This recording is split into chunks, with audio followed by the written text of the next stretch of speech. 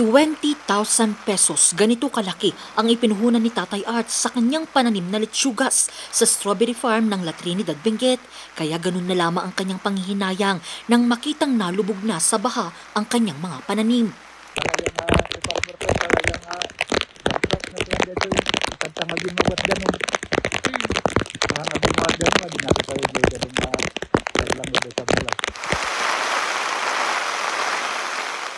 Ang strawberry farm kasi ngayon, ganito na ang itsura, nagmistulan na itong lawa. Umapaw kasi ang Toyong Creek at Bayabas Creek sa La Trinidad, Benguet. Malaking tulong daw sana kung maayos ang pagkakagawa ng mga flood control projects sa lugar. Pero dahil taon-taon ng problema ito, napapaisip na lamang sila.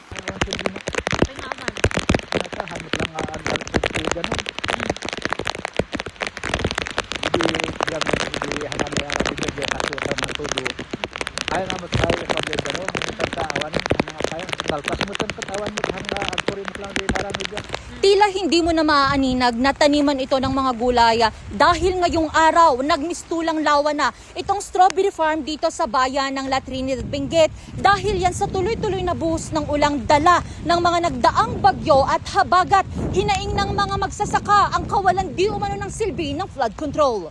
Ang itinuturong flood control project ang flood mitigation structure along Bawang River, Bolo Creek sa La Trinidad, Benguet na nagkakahalaga ng higit 100 million pesos. Sa transparency portal ng DPWH, makikita na completed na ang proyektong ito. Yun lang kung ang La Trinidad LGU ang tatanungin, marami pa raw deliverables ang kontraktor ng proyekto. Matatandaan na isa ito sa mga binisita noon ni dating ICI Special Advisor Mayor Benjamin Magalong. So yung flood control natin, hindi pa po natapos to.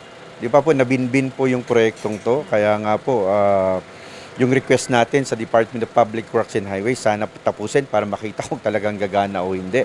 Or at the same time, sana gumawa tayo uli ng engineering intervention para po tignan po natin kung ano ba talaga ang solusyon para po talagang mawala o kaya mabigyan natin ng solusyon yung perennial, sabi ko perennial flooding po na nangyayari dyan po sa may strawberry farm. Hindi ko alam kung pang ilang phase na yan, no? Basta hindi po kasi natapos at natuloy yung ginagawang proyekto ng Department of Public Works and Highways. Kaya nga po, ang gusto ko natin gawin ngayon ay mag-coordinate sa kanilang opisina para tignan kung ano ba yung mas maganda pang ang mga gagawin natin para mabigyan solusyon yung ganitong problema dito po sa atin.